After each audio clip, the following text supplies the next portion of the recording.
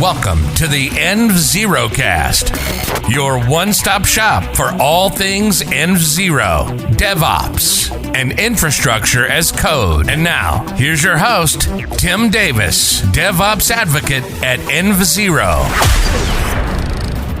Hello, and welcome to the first episode of the env0cast. This is going to be a great place for you env0 fans as well as the env0 curious to catch up on who we are, what we're doing, and what's going on.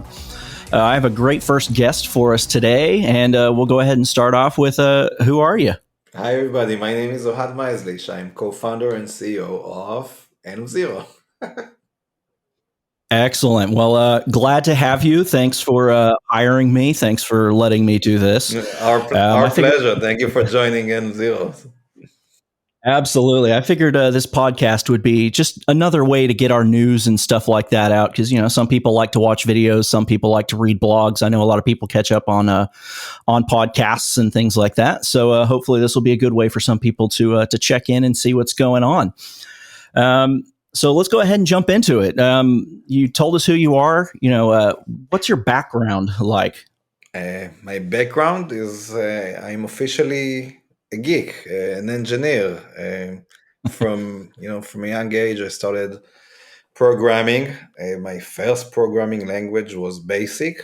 I think it was like when I was more or less 10 years old, but the very serious was Pascal.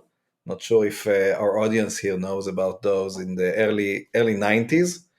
But since then, I evolved to C, C++, Visual Basic, and later on Java, Python, and more things that you see nowadays. So I have a long journey. I'm now 39 years old, and so I'm an engineer, and I love that. But in the last 6 or 7 years, I transitioned to becoming an entrepreneur. This is my second startup and all in all third company. And I love, the diversity of things to do, both technical, business, meeting great people, talking about technology. So that's pretty much some interesting facts about my background that people sometimes like to hear. Again, reminding everybody that I'm a geek. So I was an official geek in high school as I actually studied my bachelor degree in university in parallel to high school in the ninth grade. And that's excellent. Later on, when I was 17 years old, I'm talking about 99. So that was when I joined Microsoft as a developer. I live in Israel, by the way. I'm from Tel Aviv. And I was, and as far as I know, I still am the youngest ever developer that worked for Microsoft Israel at the age of 17. And I learned a lot of great stuff at such a young age that really made me, I think, who I am today. That's a great tidbit there on that. And it definitely goes to show, we're new. You guys were doing this for a little while before I came around, but we are still a very engineering heavy company. We're very engineering focused. We're focused on the product. We're focused on the experience. We're really focused on making DevOps engineers' lives easier. And even somebody, such as yourself, who's gone through and kind of had the manager lobotomy, so to speak, you're still incredibly technical and kind of, keep up with everything that's going on and still driving, the features in the product and stuff like that. I try my best. So let's talk. So you mentioned that you were the youngest, developer hired with Microsoft Israel, and probably still are at this point. You have any other notable accomplishments of your past? Notable accomplishments. I have a wife and 2 kids, so that's perfect. An important accomplishment. I don't know. No, I think just trying to do my best in whatever I do. Try to enjoy working with great people. I don't think nothing notable or special about that. But again, it's my second startup and third company, so maybe that's notable. I'm not sure. Yeah, that's great. So let's kind of shift into industry stuff a bit here. DevOps. That's kind of what we do. That's our little niche in the industry. And we can go even, finer than that if we want to get into like infrastructure as code automation. But DevOps specifically, to you, what is DevOps? Why is it important? Okay, so I think even before before I heard the first time the word DevOps, for me, DevOps is about simplifying the processes between developers and other, let's say, operations or even QA.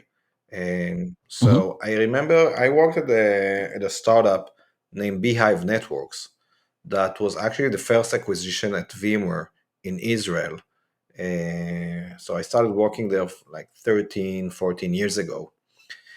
And there were some bad processes of work that I'm sure a lot of our audience are familiar with. Okay, again, it's before the SaaS period, so reminding everybody here that the R&D was working for 3-4 months to release a stable version, and then this was shipped with CDs or images to customers, and there was a stabilization process for a few weeks, so just fixing bugs and no new features.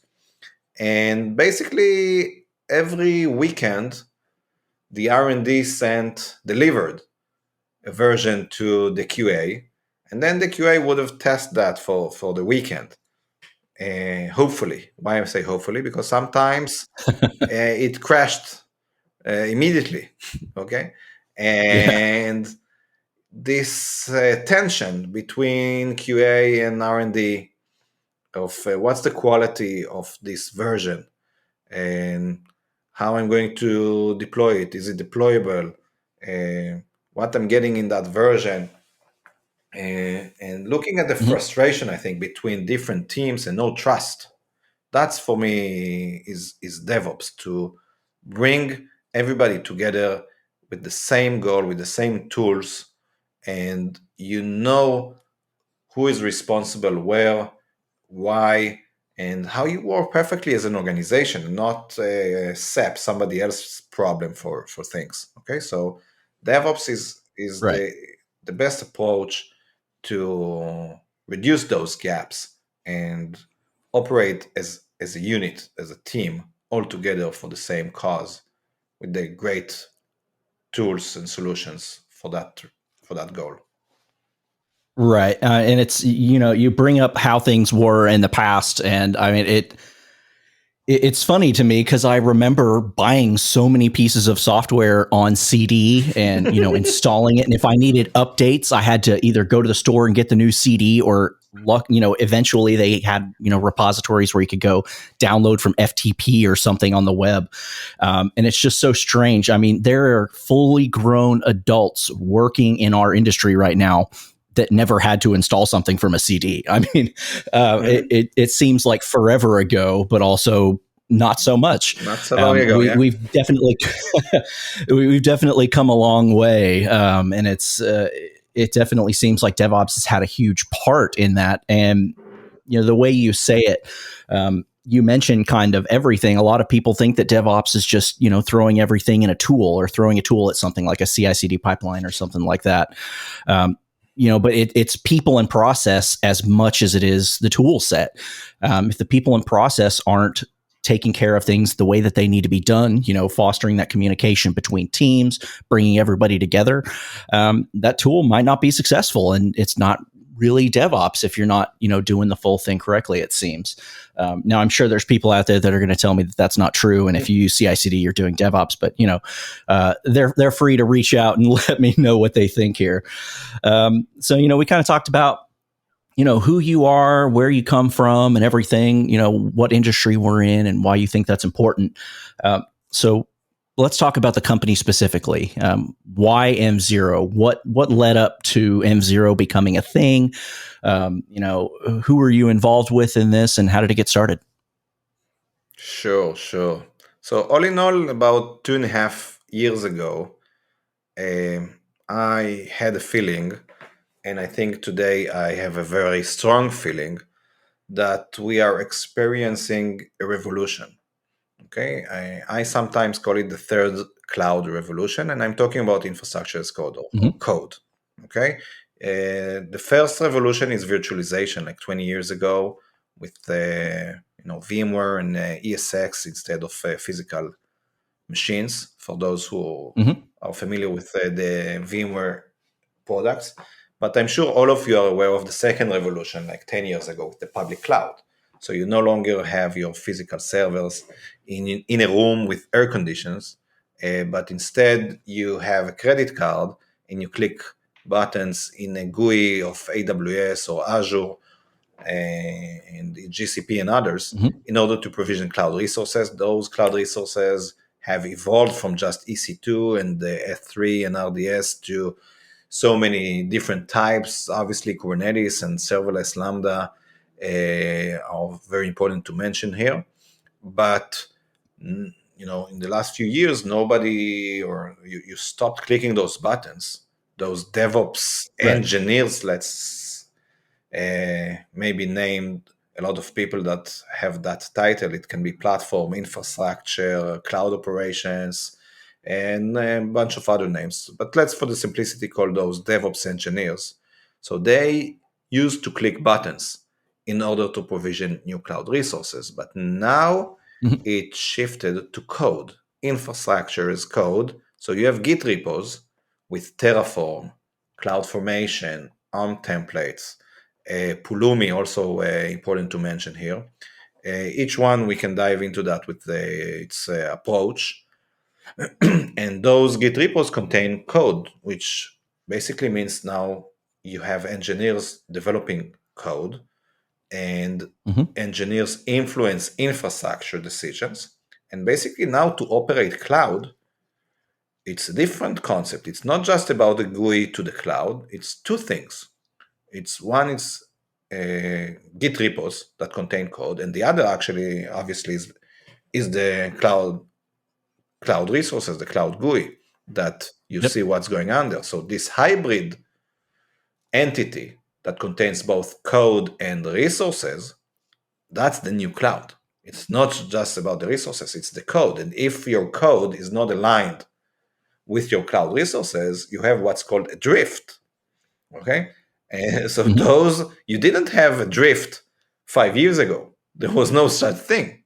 But now you have a drift, and you have the concept that your code needs to be aligned with what's going on in production, dev, staging, and other environments. So you need a new way to manage your cloud operations. And it all started. Makes sense. So for me personally, it all started 2.5, 3 years ago. Before env0, I had a services company that, we were but we had a team of engineers, more infrastructure engineers for complicated infrastructure projects. And our customers were great startups that needed some interesting infrastructure projects. And then, I saw that on one hand, they needed business solutions for infrastructure tasks, but they already have this great code written, mostly in Terraform. And I think nowadays it's even more common to use Terraform, which is basically the de facto standard nowadays for infrastructure as code. But anyway, you had it seems Terraform. To be. Yeah, so you had Terraform, but you still needed, let's say, multi-region, okay, and disaster recovery. And you needed multiple environments, and to manage that and update those and give people access, how to manage and update and processes and integrations to your Slack and email and approval workflows and GitOps. So if you do Git push, it automatically updates your environments. So then it made me think that, like the difference between Git and GitHub. So Git is the technical framework that is in charge of source control management. You do not use Git as a solution. You use GitHub. You have pull requests, you have approval workflows, you have integrations, you have collaboration, you have policies. That's GitHub. So GitHub solved the source control management problem with a solution on top of a great technical framework named Git. So does GitLab and Bitbucket. all with its Right. different pros and cons, but same thing all in all. So env0 does that. It's the GitHub of infrastructure as code. Important to mention here our category. It's not we're the only one there. I think it's important to mention HashiCorp Terraform Cloud. That is an infrastructure as code management solution. They also say sometimes that they're the GitHub. They're doing to infrastructure as code or to Terraform what GitHub did to Git. So there are a lot of similarities between env0 and Terraform Cloud, but there are some interesting differentiations that I don't know if we're going to talk about those today, but we take a different approach in some concepts. But all in all, I think organizations realize that they have Git repos with infrastructure as code, and they have cloud accounts, and they have those operations team that need to manage this new workflow, this new GitOps workflows, policies, permissions, to change variables values, to change configuration. So the new concept of how you manage cloud in the new era of infrastructure as code is env0. Mm-hmm. And there are several use cases there, how you automate things, how you collaborate with teams, how you bring governance. And the thing I like the most is how you empower developers with self-service infrastructure. That's something env0 puts a lot of focus with ephemeral, per pull request, those kind of temporary environments that go up and down, and you want to give $200 per month per developer to do whatever they want, instead of opening tickets and wait for somebody else to provision and decide whether or not this ticket should be answered. And you just need to automatically help your developers. They are the most important piece in your organization in order to beat your competition. So with infrastructure as code, you can do a lot of things that were seemed to be impossible till now. So that's more or less the idea. And if you want, I can talk about how to get from an idea to fundraising. I'm not sure we're going to talk about it today, but that's another thing, that it's not just about an idea. In order to start a company, you need to have a team, founders, and you need to have market research, and you need to raise money, and then the real action begins. And that sounds like an awesome follow-up episode at some point to kind of talk about what that looks like. But you just mentioned, the founders and stuff like that. And it definitely sounds like you kind of came up with the idea of env0 when you were working at that service company, trying to manage a bunch of resources and a bunch of environment deployments and things like that. It just kind of came out of necessity of, hey, I need a platform to manage all of this. And it's definitely a cool idea. And obviously you weren't the only one to have it. You mentioned Terraform Cloud. I'm sure there's a one or two people out there that have heard about Terraform Cloud before. Sure. So like, how did you go from taking this idea to coming together? Like, who were you talking to? Who else was involved and all that? Mm-hmm. That's a great question. So again, this is my second startup. And I think one of the things I did wrong in my previous startup, that I talked with 4 potential customers back then. And then I thought I know enough in order to build a product and go after this problem. So now I decided to talk with at least 50. Okay, before I do something, let's talk with 50. So it was it's a much bigger sample.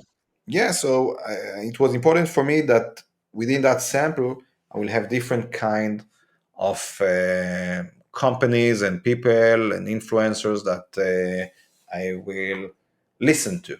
Okay, so it took me about a month or two to talk with my friends and friends of friends from different companies, different organizations. And then basically I realized that it started with the original idea. We called it one-click env. Before env0, it was one-click env. I thought the original idea was let's have a product that in one click a developer can get an environment. Okay, so I said this should be one-click env. This is the magic. In one click you get an environment. But then I realized after talking with those 50 people and organizations, I realized there is a much bigger cloud environment management or cloud environment lifecycle management that needs to be done with the new concept of infrastructure as code. That's why we decided to name the company env0. By the way, after the great company Auth0 that did for authentication basically everything. So I think we're doing the new management for cloud environments in the infrastructure as code era. So that's why it's env0. Plus the domain was free, which is also a good that's a good price for a startup. Yeah, so that's sure. I love the name. It's a cool, throwback to Auth0 and stuff like that. Definitely can be a mouthful to say sometimes. I think that's the number one piece of feedback I've heard is your name is difficult to say. But I mean, when you see it, you get it, you understand, love the logoing and all that. So it's cool to kind of hear how that came about and how everything started to come together. So after everything's through, you guys created the company, created the product. We've gone through, just since I've been here in the last 4 months, I mean, I've put out tons of blogs of new feature. We're doing this now. This is happening. Up to this point, what would you say is your favorite feature? Mm-hmm. So again, I think env0 specializes on being an open approach. Okay, and the most important thing for us is that our customers will just use their own code and they will not need to do any migration. Whatever exists in your Git repos, we should handle that. We should never tell our customers, that's cool, but in order to use env0, you now need to invest 2 weeks of R&D time to stop using that or doing it in another way. We want quick time to first value. So for that, we have a very flexible and powerful concept named custom flows. Okay, so let's say you have Terraform Git repo, but I assume a lot of the audience here, after they provision, let's say, an EC2 instance with Terraform, they would like to run an Ansible script and configure the JVM, POM.XML, or another file of configuration in that VM. Okay, so Ansible after. Yeah, it makes sense because you could deploy the infrastructure, but if the infrastructure is not doing anything, then what's the point? You kind of have to configure your application and your code after the fact. Exactly, infrastructure is just the base to do something on it. So we have the concept again of custom flows. That's our number one feature that we see. We call it the secret sauce because that's where you see the magic happening. You see where the value, where the customers take 1 + 1 = 3 and they execute more commands before, after the Terraform init, plan, apply, destroy, success, error, storing the state, loading the variables. And we have many hooks that you can use. Right. And it runs automatically and validates. For example, you can limit one team in one cloud account to do certain things, but it's okay for that team in the same Git repo to do different things on a different cloud account with a different Git repo. I'm so flexible, this engine, and it also injects automatically some variables values that give you context of that deployment. And that's the super powerful engine in env0. So you have, let's say, the username, you have the environment name, you have the user email automatically for each deployment. Before, after, again, the Terraform commands. So with that, you can add a lot of policies, a lot of checks, a lot of integrations, a lot of steps that it's a specific recipe of what you need. And again, it's a totally different way of how you provision things to the cloud. You have workflows to provision things to the cloud that are much more powerful and flexible than what you've ever seen before. Exactly right. And I mean, we have all of our cool features, like we talk about the Terra grunt support and things like that a lot. But really, when I'm having meetings with customers and things like that, a lot of the questions when they say, how can I do this, this, or this, it's the same answer is always custom flows. The same answer. Yeah. It's like, here's this YAML file, drop it in there and put whatever commands you want. If you want to pip install into our container so you can download a package and, run whatever command it is, great, do that. You want to do it before the Terraform, apply? Great. You want to do it after the Terraform plan? Great. Put it wherever you want. Let it do whatever you want. And it gives you almost unlimited extensibility into any other tool chain that you want to throw in there. It's huge. Yeah. And, that's one of the aha moments that we see with customers. But I do have to mention, I have another great feature that I like, which is another aha moment, and that's our actual cost. So at env0, if you want, you enable our tagging. Okay, so we automatically browse your code and third-party code modules that you use. We identify taggable cloud resources because not all resources are taggable, and we mapped the resources in AWS, GCP, and Azure, so we know which resources are taggable and how. So in any case, when you check a checkbox at env0, you automatically inject 2 additional tags into your cloud resources that go all the way and deployed to your cloud account. And then we fetch that data. So you see in an environment grade granularity, you see the cost per each environment. So if you have 20 environments in the same cloud account, you automatically, thanks to env0, see their cost over time. And for each environment, you see a degradation of the cost correlated to specific deployments. So what APM and New Relic, for example, did to latency, that if you pushed bad code that increased the latency, you will see it loud and clear in New Relic because of those vertical lines of deployments. And then immediately the latency grows from, let's say, 50 milliseconds to 4 seconds. So you immediately identify the problematic deployment that caused this degradation. So we're doing the same to cost.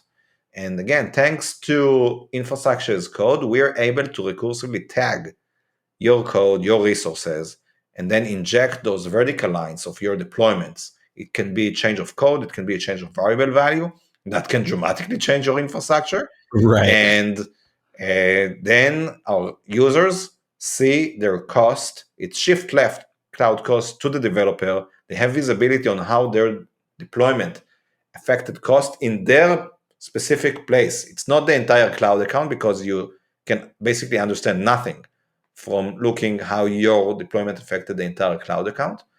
But if you have a specific environment, a specific, let's say, workspace in Terraform, you know the cost of that workspace in env0 in a click of a button. So that's another great feature. That is another aha moment when somebody clicks a button, checks a button, and few minutes later, they see a graph of cost over time correlated to the deployments in vertical lines. Yeah, it's a big deal. That's a big deal, and they're very proud of showing that to other colleagues in the organization. It's always something that they want to show. It's like magic, right? And this is the best time to give a shout out to TerraTag here. So this recursively code scraping tagging piece that Ohad just mentioned here is a bit that we have open sourced. So it is available on GitHub. It's called TerraTag, TerraTag. So if you want to go and if, tagging those resources is something you can use across your environments, because at this point in time, so many cloud management platforms utilize tagging in some way, shape, or form to, organize, whether it be an application performance monitoring, whether it be some other cost analysis tool, whether it be something like a ServiceNow that's doing CMDB checks and stuff like that.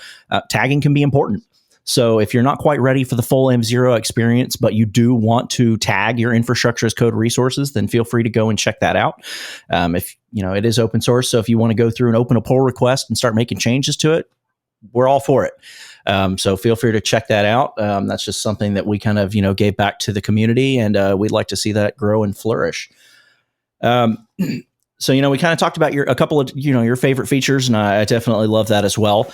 I really think that we are focused on doing all of the right things based on, our customer experience. There are some other folks out there that are just, here's your features, go for it. I think we are hyper focused on user experience and how we implement that. Recently, we deployed out the ability to create templates via a wizard that walks you step by step by step. We've gone through and analyzed some of the data of that, and now it seems like we may need to possibly reorder those steps to make the experience a little better. So it's just something that we're always looking at. We're always, trying to find ways to maximize the user experience to make this a lot easier for everybody, no matter what your use case is. So with that in mind, what's coming next? What are we working on? What kind of cool thing do you want to shout out that, that we're doing? So I think before I'll talk about what's next, again, it's important to mention, I think, when customers start to use us, and usually the basic need is the infrastructure as code automation, specifically to show the Terraform plan on pull requests, and to have an approval workflow and automatic deployment after merge. So Right. a lot of customers want to use us and start with those basic GitOps or Terraform CD kind of features. But important to mention that in order for us to give that value, we ask two things from our users. We ask for read access from the Git repos, and usually that's not, that usually works very well, but sometimes not for organizations. And it makes sense because we can't deploy the code if we can't see the code. Absolutely. But the second thing for, a deployment system is that we actually, because we execute the Terraform and other commands, we need the cloud credentials. And again, some organizations give us that access. We are SOC 2 Type 2 compliant, and a lot of companies, trust us. We have great investors like Microsoft, so they know that we're doing the right things. But still, for a SaaS platform, you always ask yourself, what happens if things go extremely, mad? So yeah, it's a big security question, and pretty much every customer is curious what happens if something bad happens to my stuff. Yeah. So like other companies, env0 now has the hybrid mode, of let's call self-hosted agent or local runners. So that's the new big feature that we've been working on, and we had a few design partners that work with us in the last few months, and now it's ready for everybody to start using that. And basically it means that your secrets are kept secret. We at env0 have no idea what goes on in your Git repos. We have no idea what's going on in your cloud account. We have no access. You have a small piece running in your data center, in your cloud account, that gets read access to those secrets. But this specific architecture of self-hosted agent, it's basically open source of code that when you install it, when you deploy it, you see the code and you realize, together with the permissions that you give that code, that there is no way that env0, the vendor, will ever have access to those secrets. So now that we have this new, it's not a feature of new value proposition. It's not that you're going to get more out of env0. Right. Okay, you're still going to have the same UI, the same value, the same features, but your risk disappeared. Okay, and you have no risks. You will have all of the information sitting, all the secrets sitting in your local cloud account without any access for that externally. So that really simplifies the onboarding for our customers. Usually the bigger type of customers are interested in that secured approach, whereas the smaller are okay with a faster kind of solution that they just click next, and they get things working. They have less risks. But the big organizations, really need a full secured solution. So now we entered the big league of players with that self-hosted agent approach, and you enjoy the both of you enjoy the good of both worlds. So you have the security and you have the simplicity of SaaS. You still use our SaaS. You do not need to host the entire thing. It's not on-prem. Okay, it's not something for you to manage and have high availability and upgrades and downtime and stuff like that. You have the security and you have the product maintained by env0cast, automatically updated, actually on a daily basis with new features, new capabilities, and you just can tell your CISO that it's secured and we share a lot of information with our customers about all of our security architecture for them to have the right answers and to give their customer, to give their CISO that is a lot of time part of the decision making in order to use a new vendor. So that's something I'm really excited about because it simplifies the journey dramatically for our customers, even if they want to use us for the basic use cases, or if they want to use us for the advanced use cases, they still want to be 100% secured. And no matter what happens to env0 cloud account, they know that they're safe 100%. And that's something that's perfect. And that's something I'm proud to say that we now have generally available. And I'm glad that we can finally put that out there and talk about that. I've specifically talked to a couple of customers in my couple of months here, where they loved the product, everything was great, they were 100% sold, but they didn't want to give us the secrets. Their CISO wouldn't give that up. Now we have the ability to kind of same great M0, new warm and fuzzy feelings because we're not handling your secure data. And that works out better for us because then if they broke it, they bought it, and that's good. So we can blame them and not us. So it's definitely good to hear that. Really, that's kind of all the questions that I had. Glad to have you on as the first guest here to kind of talk about who you are, why we're doing this, why we're here, why I'm sitting here yakking into a microphone onto the internet. So thanks for coming, and hopefully we'll have you on again soon to talk about more cool stuff. Thank you, Tim. Thank you for having me, and thank you for choosing M0 and join us from this company named VMware. Thank you for having us. Absolutely. I was glad to do it, and I would do it again. Thank you very much. All right. Take care. This has been another episode of the env0cast. Be sure to like and subscribe to our social channels and get all the latest episodes and updates.